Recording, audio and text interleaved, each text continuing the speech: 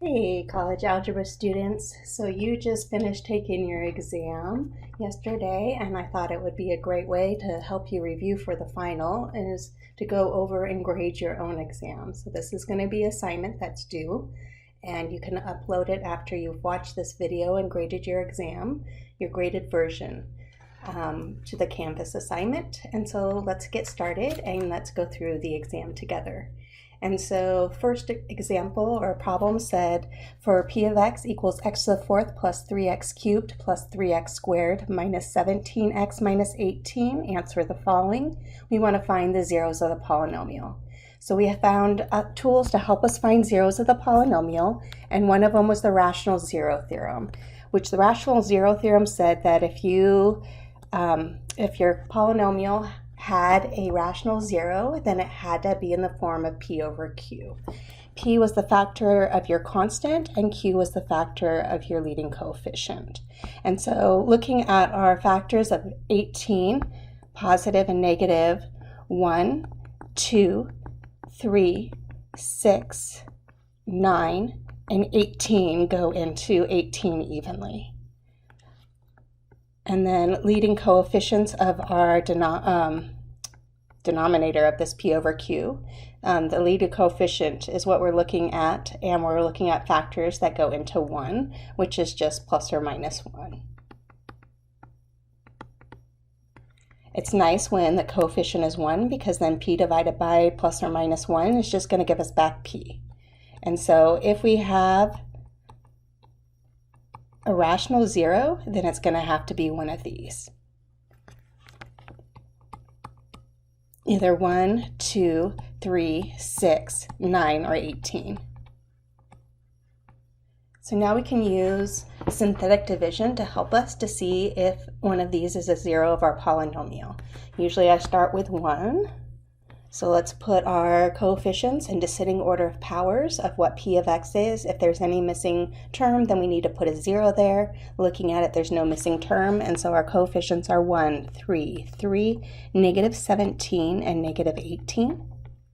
Bringing down our first number 1, multiplying it by c, and putting it underneath the next number in the column, and then summing it. So 1 times 1 is 1. Summing the column, 3 plus 1 is 4. 1 times 4 is 4. Summing the column, 3 plus 4 is 7. 1 times 7 is 7. Negative 17 plus 7 is negative 10. 1 times negative 10 is negative 10, and that's not 0.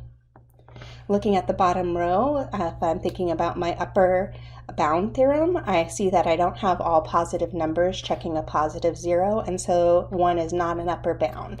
So I would go to my next number, so in my list, which is 2, and so let's check that. And so putting again our leading our coefficients from p of x down in that horizontal, we have 1, 3, 3, negative 17, and negative 18.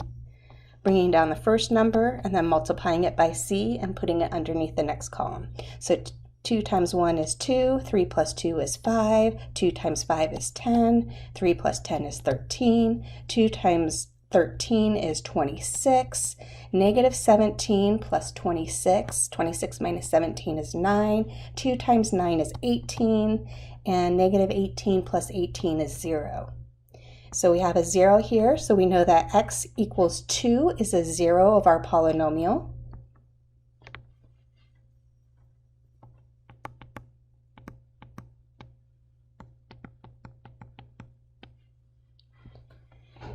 So p of x so far, if x equals 2 is a 0, then we know x minus 2 is a factor. So since we got this down, this is our quotient, x minus 2 times 1 degree less than this, so this is an x cube. So I'm going to test numbers now into my cubic and just start to break that down. And so looking at this, I have 1, 5, 13, and 9. This is an x cubed. And then testing my numbers. So I can do my p over q for this quotient, 9, so I really now don't have to test 18. I tested 1. 1 didn't work for my original. It's not going to work for a factor. And so let's go and try negative 1. So bringing down our first number 1, negative 1 times 1 is negative 1. 5 minus 1 is 4. Negative 1 times 4 is negative 4. 13 minus 4 is 9. Negative 1 times 9 is negative 9, and we get 0.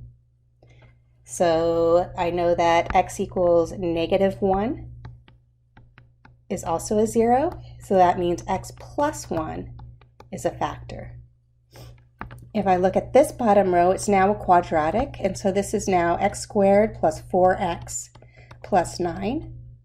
If I look at that, I can't find any two numbers that multiply to 9 and add to 4. So let's just test to make sure what are those zeros of that polynomial.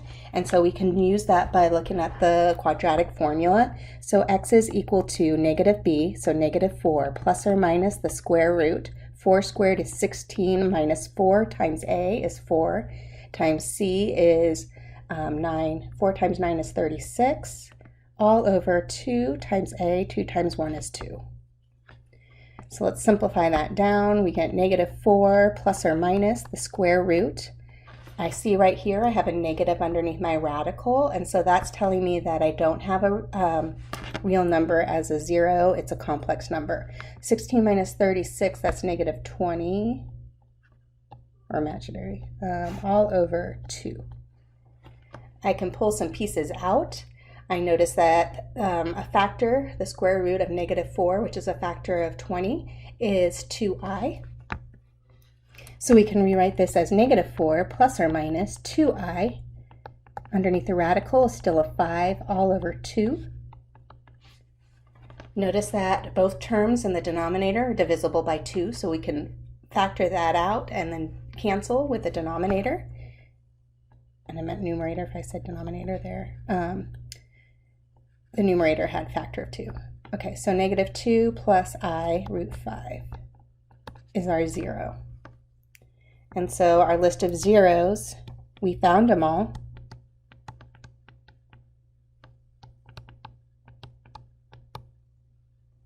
Your zeros are x equals 2, x equals negative 1, negative 2 plus I root 5, and negative 2 minus I root 5.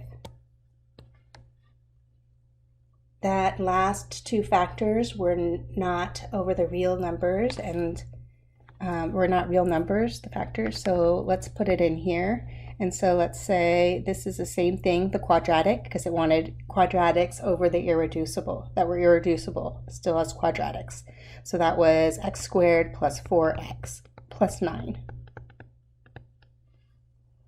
Make sure that you had p of x equals when you look and grade that. If not, then just give yourself a half off here. P of x here is equal to, it wants it all linear factors, even if it wasn't all over the reals. So we want to rewrite that last factor as linear. So we have x minus 2, x plus 1 still. Similarly to how we had done it before in class, think of this as, if this is a 0, then x equals negative 2 plus I root 5.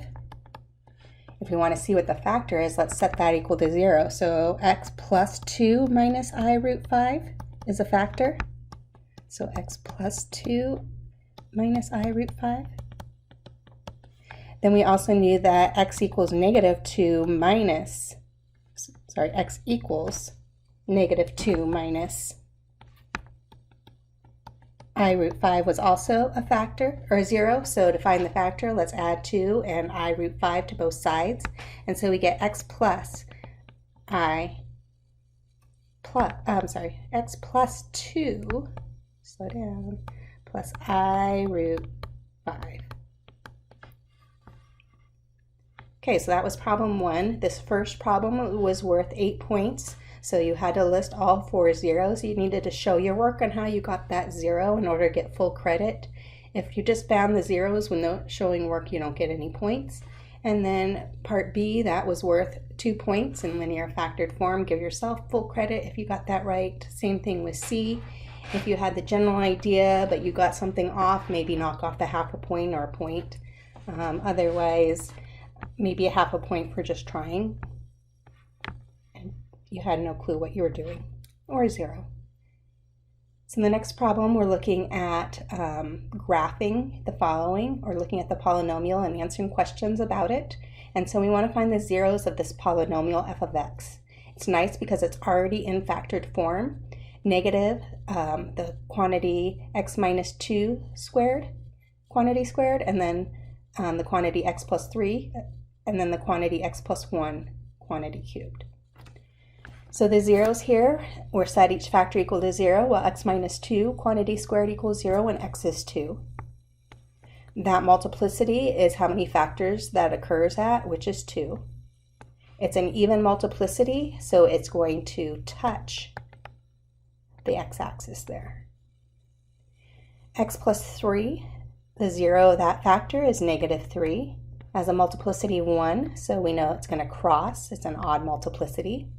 X plus 1, quantity cubed, that is equal to 0 when x is negative 1. The multiplicity is 3. That factor occurs 3 times. It's odd, so it's going to cross. So what term would you look at to determine the end behaviors of the graph of f of x? And so we have to look at that leading term. So that leading term is the term that is to the highest power with a leading coefficient in front of it. We don't really need to go through and multiply this out. We can figure it with some reasoning. If you squared x minus 2 times x minus 2, the leading power in here was x squared times the negative 1 out front is negative x squared. Times an x plus 3, I'm just looking at the biggest term, so that's a negative x cubed. And then x plus 1 times x plus 1 times x plus 1, that's x cubed times a negative x cubed. That gives me a negative x to the 6 using rules of exponents. Figuring that out. So the leading term that we're going to look at is negative x to the 6.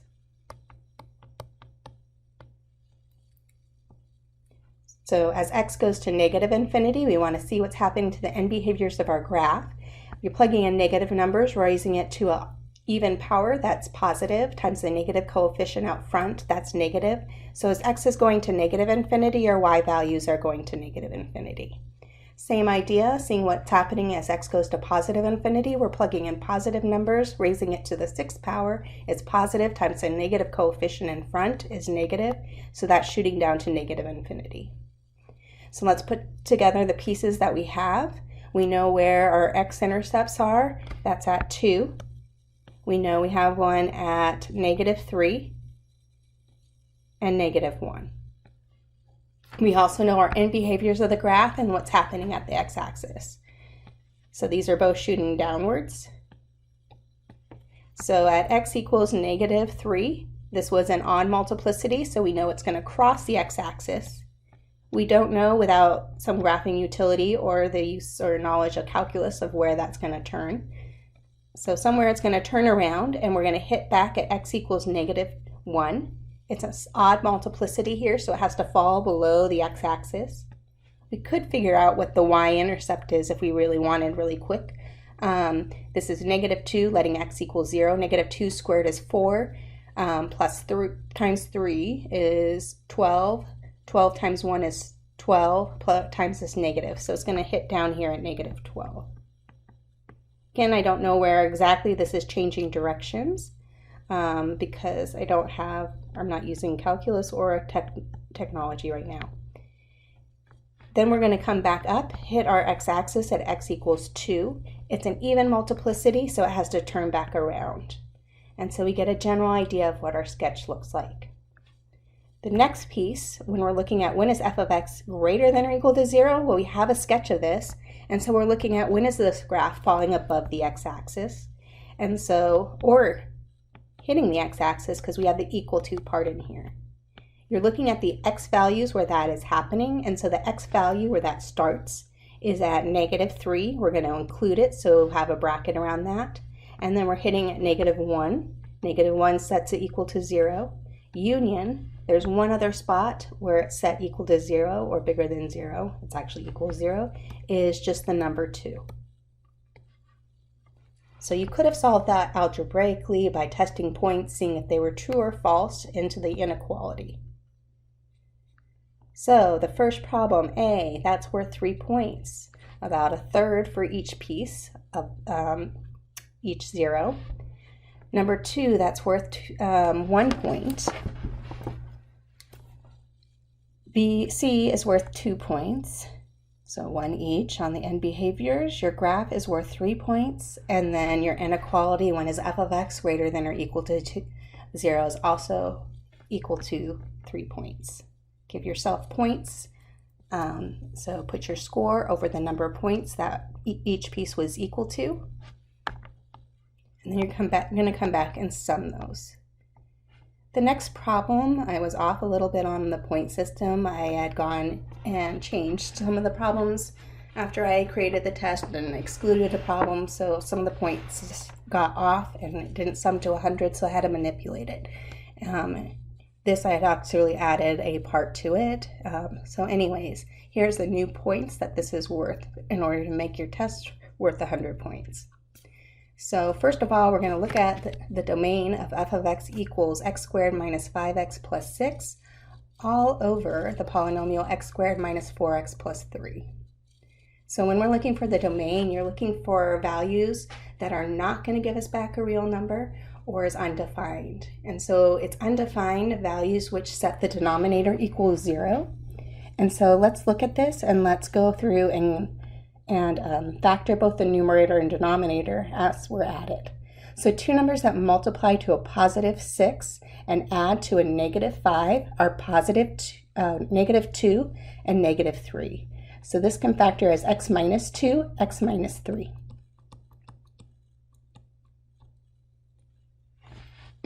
The denominator, x squared minus 4x plus 3, there's two numbers that multiply to positive 3, add to negative 4, which is x minus 1,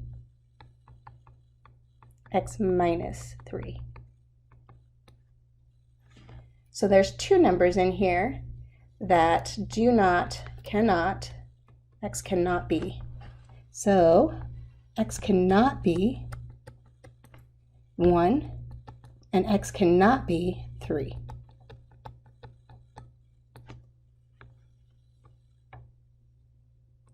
So the domain is the set of x such that x is a real number,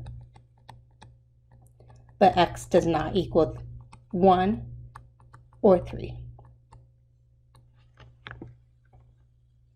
So vertical asymptotes occur at values which set our denominator equal to 0, but not also our numerator.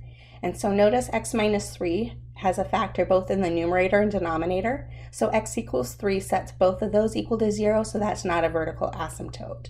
It's actually a hole here. And we'll figure out how to find that hole, that y value, in a second. The vertical asymptote, though, x equals 1 sets the denominator equal to 0, but not the numerator. And so we have a vertical asymptote at x equals 1. So might as well go ahead and graph this, x equals 1. Dotted line. So a hole. If we looked at this equation, so let's say we had some y value, or let's say g of x was this function after we had canceled out the x minus 3. And so let's say that was x minus 2 all over x minus 1. And we looked at what is g of 3. So this is where our hole is going to occur. So if we go back in here and we plug in a 3 wherever we see an x, we have 3 minus 2 all over 3 minus 1.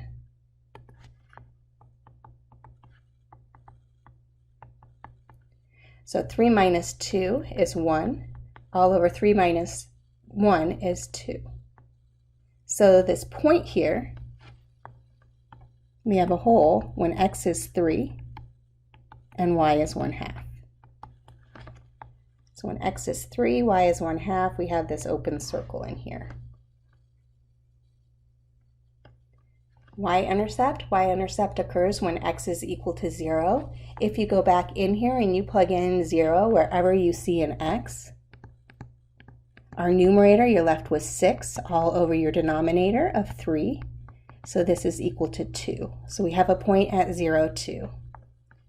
Our x-intercepts occur when our numerator, our whole function is equal to 0, but we talked about when we were talking about rational functions, we're only really worried about when our numerator is equal to 0.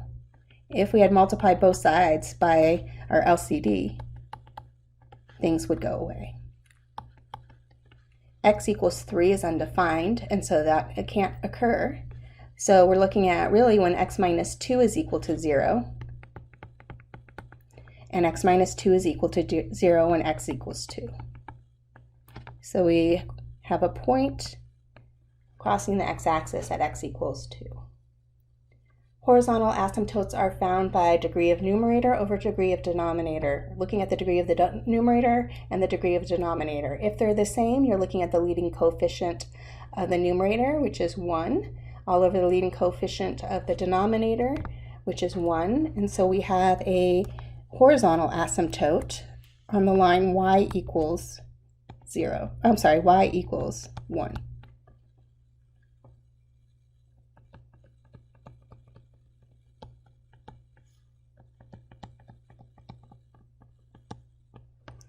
So kind of putting together what we have and knowing where our asymptotes are and where some intercepts are, we can see what the graph looks like. So we know we have a vertical asymptote here. Graphs, as they get closer and closer, that x value is going to shoot up here to positive infinity. I know it can't shoot down and hug it on this side because I don't have an x-intercept on this side of that vertical asymptote. I also know that as x is going to negative infinity, I'm going to hug my horizontal asymptote. So I have the left piece on the left-hand side of that vertical asymptote. Now I need to see what's going on the right-hand side of this vertical asymptote.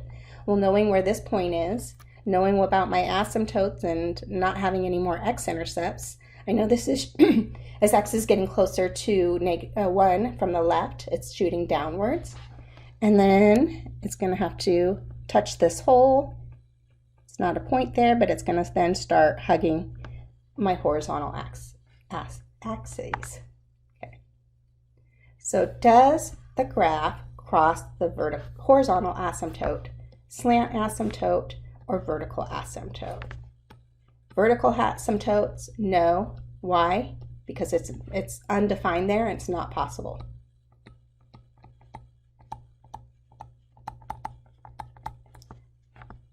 These values are not in the domain.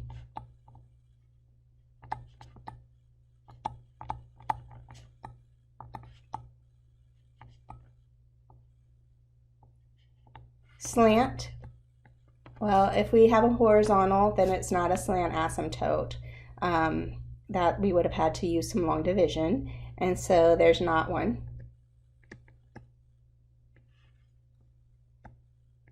In this graph. Horizontal, we do have a horizontal line, y equals 1. And so we want to know, does this graph, f of x, ever cross the line y equals 1? And so what we're going to look at is x squared minus 5x plus 6 all over f of x, which is x squared minus 4x plus 3. Does this ever equal 1? So let's solve for x there. Multiply both sides by our denominator. We can do that because we have an equation. We get our numerator on the left, x squared minus 5x plus 6 equals to x squared minus 4x plus 3. First I notice this is a quadratic, but if I subtract x squared, it now becomes a linear equation. And so my x squared term cancels, so let's get all the x's to one side. So let's add 4x to both sides. And let's subtract 6 on both sides.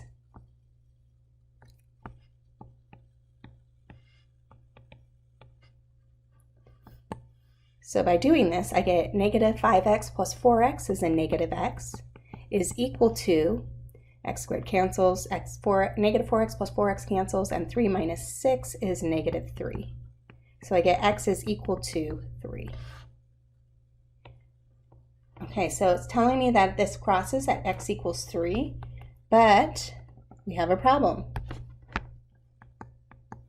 X equals 3 is not in our domain.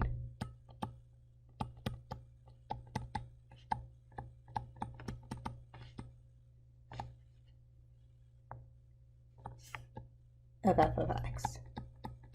So no, it's not going to cross.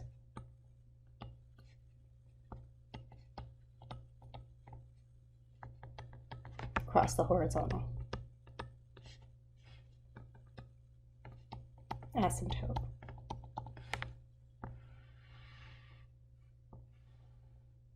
Okay, so this is where the point system was a little bit off, and on the side you can see what the new point system is. So the first one is worth 2 points. The second one, finding the vertical asymptote, and the whole is worth 4 points. Finding the x and y intercepts, each one is worth 1 point, so that whole C is worth 2. Part D, that's worth 2 points, finding the horizontal asymptote, slant asymptote. Graph was worth 3 points, and then explaining why you have a vertical asymptote or don't have a, explaining if you cross a horizontal asymptote, slant asymptote, or vertical asymptote in this graph. Does it, and explain why or why not. That was worth 5 points. Okay, so moving right along, we're now getting into graphing log functions and then looking at the inverse and graphing the inverse and talking about domain and ranges of each. So we talked about general shape of log depending on what the base was. If we had y equals log base b, or log base 2 of x, where b was bigger than 1, the shape of our graph looked like this.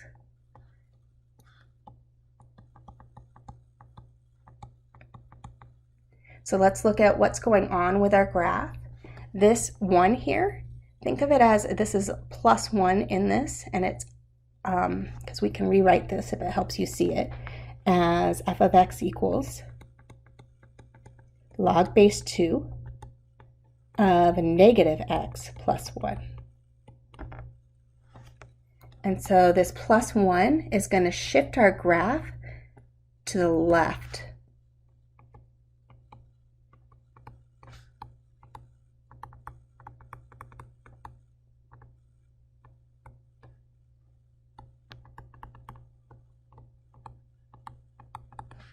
To the left one. So this point here, which is an important point, which is at 1, 0, is now becoming 0, 0. And our graph would look something like this.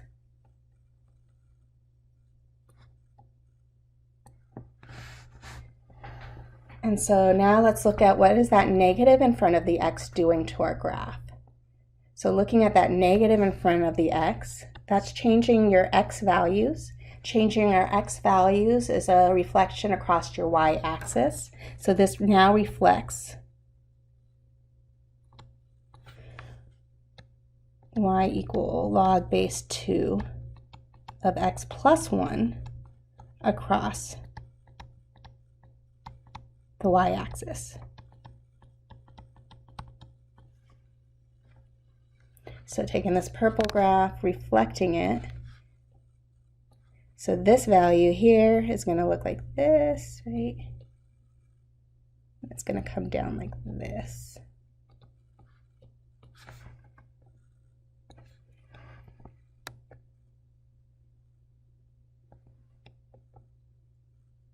And this is just a general sketch.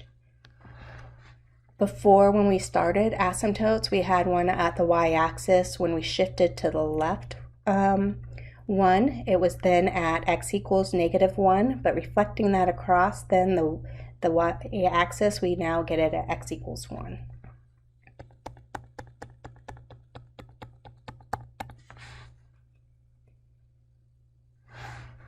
Okay, so now it wants us to look at finding the inverse. So finding the inverse of a function, you're swapping your x and y values. And so let's look at this. This is y equals, we write f of x, function notation in terms of y, log base 2 of 1 minus x. So if we swap x and y, we get x equals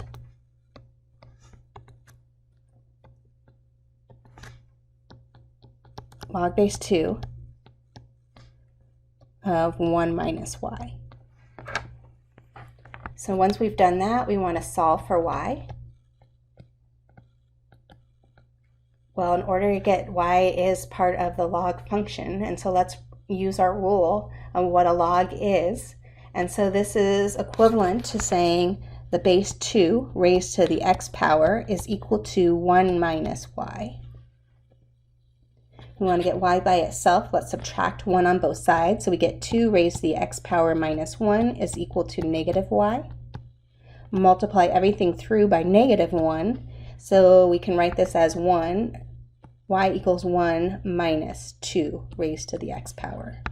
Or y equals negative 2 raised to the x power plus 1. And this is what f inverse of x is.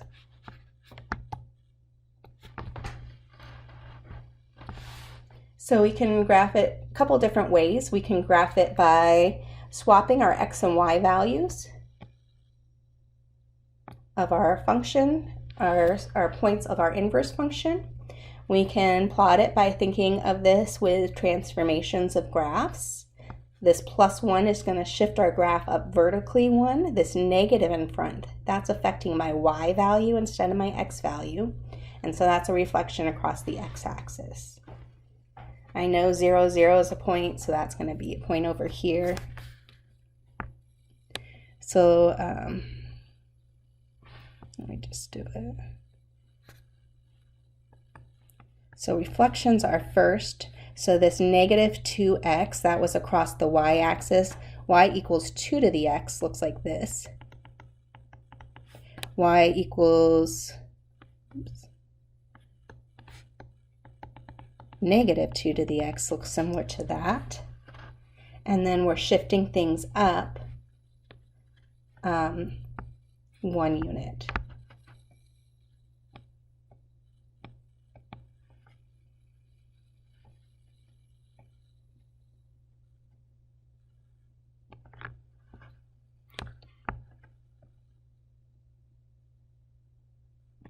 They kind of look similar, except that asymptotes are in different spots. Okay, so the domain of our log function. Logs, you always had to have a log of something bigger than 0. Can't take a log of a negative number or 0. And so the domain of f of x, well, if you look at it, you can tell at the graph it has to be everything which is less than 0, or sorry, less than 1. So our domain is going to be x is less than 1. Our range for f of x, well, that's hitting all of our y values, so negative infinity to infinity.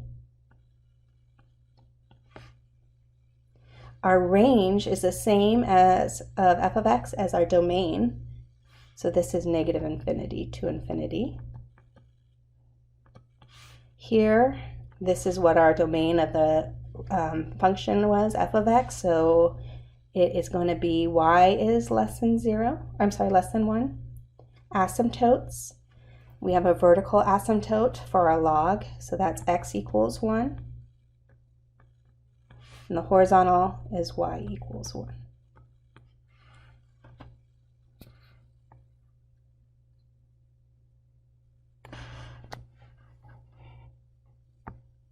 Okay, so the next one is logs, and knowing what a log is, you need to show your work. So basically, if you want to, you can say y here. We're trying to figure out what is the exponent that is going to make this true.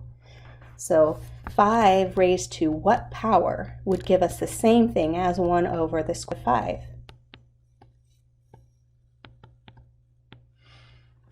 So we can use a rule. If we can manipulate our bases to be the same, then we can set our exponents to be equal to each other. Well, I noticed that the square root of 5, that's the same thing as saying 1 over 5 to the 1/2 power.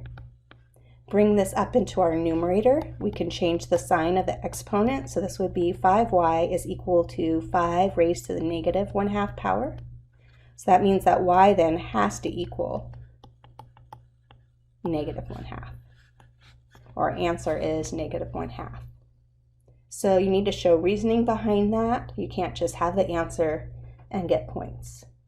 The next one, well, when you have natural log, this is log base e of e squared. Plus, this is really technically log base e of 1 minus e log base e of 3. So going back to the rules of logs, this is saying, what am I going to raise my base to, e, to get back e squared? Well, I'd have to raise my base e to the second power to get back e squared, so this is just 2. Plus, so here, what do I have to raise my base e to get back 1? Well, e raised to the 0 power is 1, so that's plus 0. And this is, remember if we had the same base, e, log base e, they kind of cancel each other out, and this was equal to 3. Oops. And it should have been minus, the minus up here, minus 3. So 2 plus 0 minus 3, this gives us back negative 1.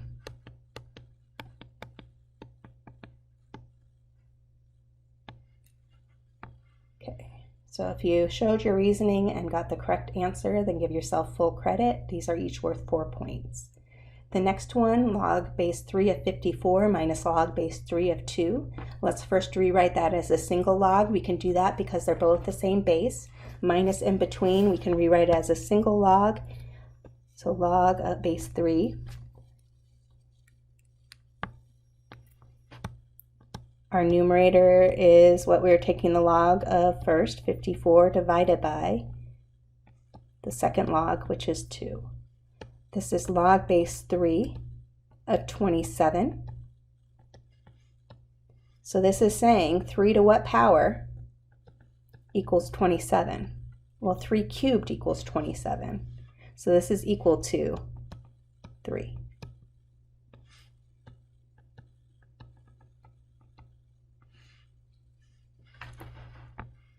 So the next one, solve the following equation for x cubed times e to the x minus 4x e to the x equals 0. Solving equations, it's already equal to 0. I noticed that both terms have common factors that we can pull out. So an x cubed and an x, we can pull out a single x. We have an ex in both of those terms, so let's factor out an ex. All times, well, we'd be left here for the first term an x squared. Minus 4x e to the x, we would just be left with a negative 4. If we pulled out the x e to the x equals 0. So we can factor this a little further. X squared minus 4 is a difference of squares. So our new equation is x times e to the x times the quantity x minus 2 times the quantity x plus 2 equals 0. So we're looking at when is x equal to 0, when is e to the x equal to 0, when is x minus 2 equal to 0, and when is x plus 2 equal to 0. X equals to 0, and no solving there. E to the x equal to 0. So you can either try to solve that, or we can do some reasoning. If you look at the graph y equals e to the x, our base is b is 2.17 something, so it's bigger than 1. We knew the general shape was looking like this. We had a horizontal asymptote at 0, y equals 0, and so we knew it never crossed. So this doesn't happen.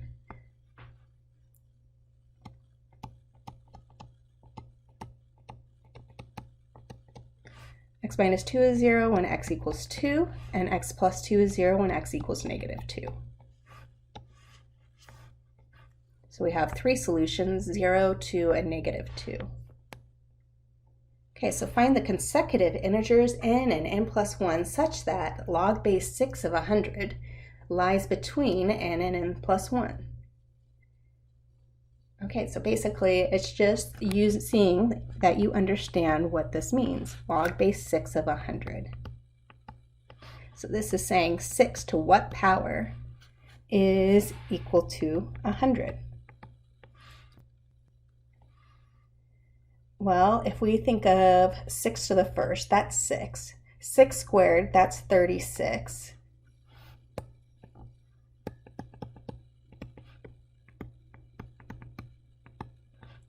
6 cubed, well, that would have to be 36 times 6, which gives us 216. So notice that this is falling in between the 36 and the 216. And so the two integers that would work, because these are exponents, would be between 2 and 3.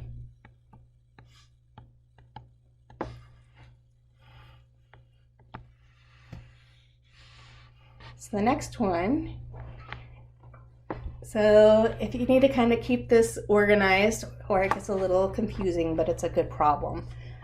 So we want to rewrite this as a sum or difference of logs, and we want to evaluate it.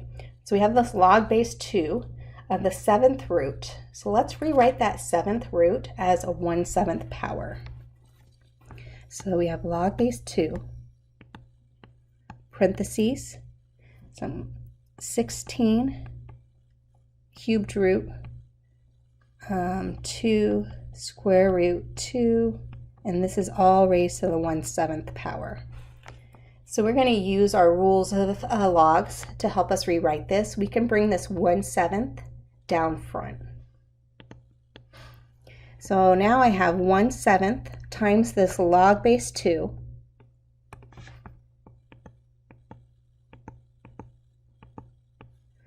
of parentheses 16 times, let's rewrite this cubed root as to the 1/3 power. So what's underneath the cubed root is 2 root 2, and that's raised to the 1/3 power. And then end our parentheses. So again, using rules of exponents or logs, I have times in between, so I can split this up as addition. We can't forget about the 1/7 out there, and it's to everything. So splitting up this addition in here, or as addition, so this is log base 2 of 16. We have this times in here, and so we're going to change it to plus the log base 2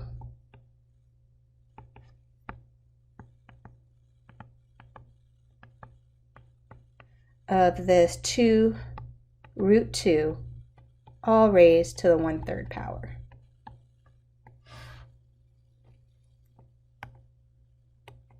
Okay, so let's bring exponents down. We can bring this 1/3 exponent down. Also notice that in between that 2 and the square root of 2 is multiplication. So we can rewrite that. At the same time, let's rewrite that little piece as addition of 2 logs. So let's bring our 1/7 down. Then we have this log base 2 of 16. If you want to, we can evaluate that now, because this is saying 2 raised to what power is 16? 2, 4, 8, 16. So that's 2 to the 4th. Log base 2 of 16 is 4. Plus, I'm bringing my exponent of 1/3 down. All times has to be in parentheses. And I'm going to break this log base 2 up. It's log base 2 of the first piece, 2, plus, because times in between, log base 2 of 2. This is the square root of 2, so let's again rewrite that as an exponent, so 1/2 power.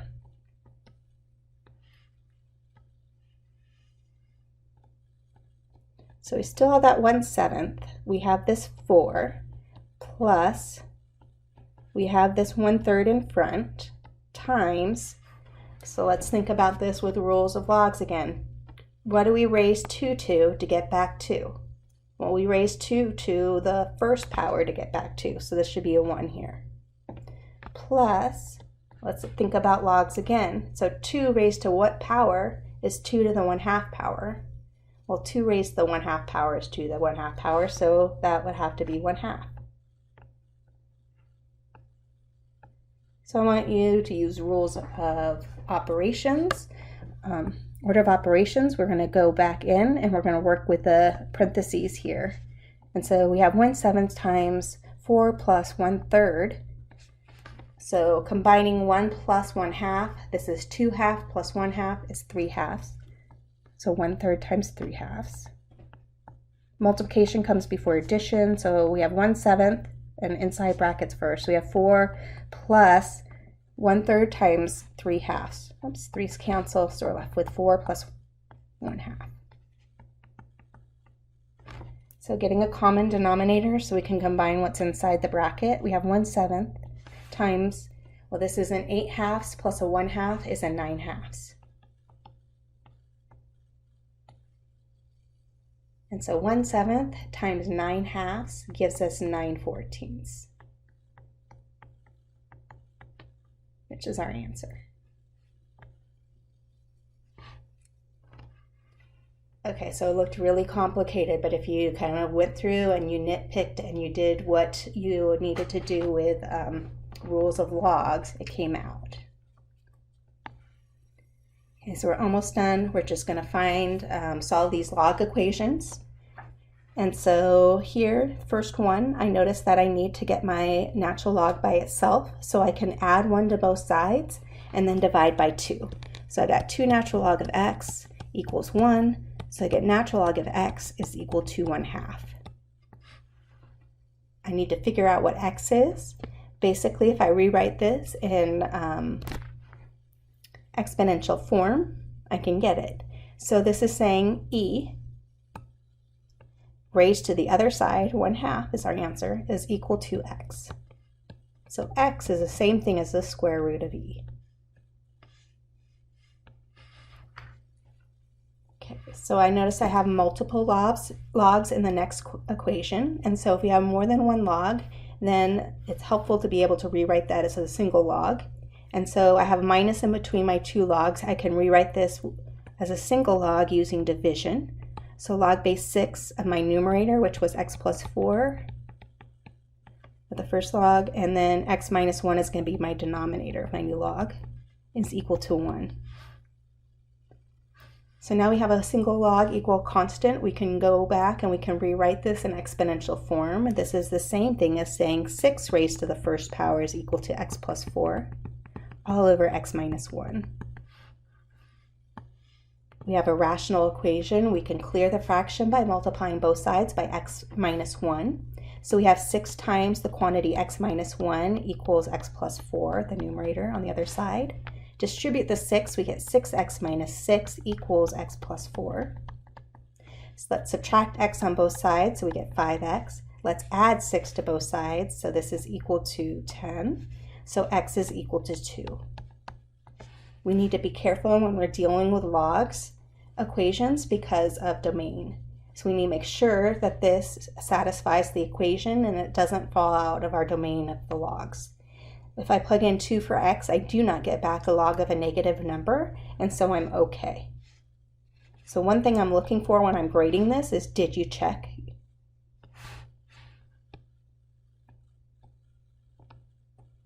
Okay. The last one, again, we have multiple logs in this equation. I also have a constant in here. So let's combine this multiple logs as a single log, and let's get the constant to the other side of the equation. So we have log base 2 of x plus log base 2 of the quantity 3x plus 10. Plus tells me multiplication, combining it as one log. So this is log base 2 of the quantity x times the quantity 3x plus 10. Equals, so let's add 3 to both sides, 3. So it's now in the form. Let me just distribute this. And let's rewrite it in exponential form at the same time. So 2 raised to the other side, which is 2 cubed, is equal to this. Let's distribute the x. X times 3x is 3x squared. And x times 10, that's plus 10x. 2 cubed, that is 8. I have a quadratic equation, and so I want to get everything to one side of the equation. So Let's subtract 8 on both sides of our equation, and so we get 3x squared plus 10x minus 8 is equal to 0. So I'm going to see if this can factor by using my AC method. A times c, 3 times negative 8 is negative 24. Is there two numbers that multiply to that and add to a 10? Negative 6 and negative 4 do not add to a negative 10 or positive 10. That would have to be, how about 12 and negative 2? I'm just going to write my middle term using those two numbers and then factor by grouping so I know how to factor it. So 3x squared plus 12x minus 2x minus 8 equals 0. Let's pull out a 3x on the first, so that gives me x plus 4. Let's pull out a negative 2 on the second, x plus 4 equals 0. Pulling out x plus 4, we have 3x minus 2 left, equals 0. So we're looking at when is x plus 4 equal to 0, and that is when x is equal to negative 4. And when is 3x minus 2 equal to 0? Add 2 to both sides, divide by 3, we get 3x equals 2, x equals 2/3. We need to check, we need to make sure we don't have a log of a negative number. X equals a negative 4. If I plug it back in the original here, that's a log of a negative number. So right there I know that x can't be negative 4. 2/3, well, that gives me, okay, it's positive. 3 times 2/3 plus 10 is a log of a positive, so I'm okay as long as I did all my math right.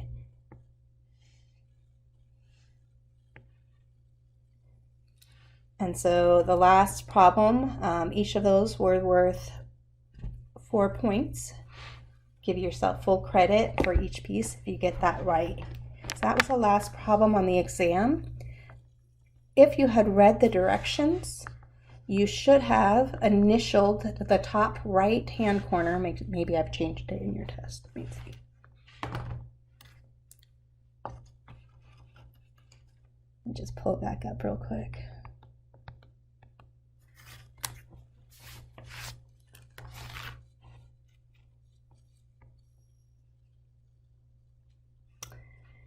So initial the upper left-hand corner of your exam, verifying that you read the directions for an extra credit point. So if you had followed the directions, which I said, read the directions in big letters, failure could do so, could result in a 0. So if you had initialed up here in the upper left-hand corner, then give yourself an extra point on the test. So again, go through, sum up all the points you got for each piece and put your score here, and then you're going to upload it to the assignment in Canvas. So hopefully that was helpful and you saw where you went wrong, what you did wrong, and then how to do the problems if you had done it wrong. So have a great weekend, and I will see you next week.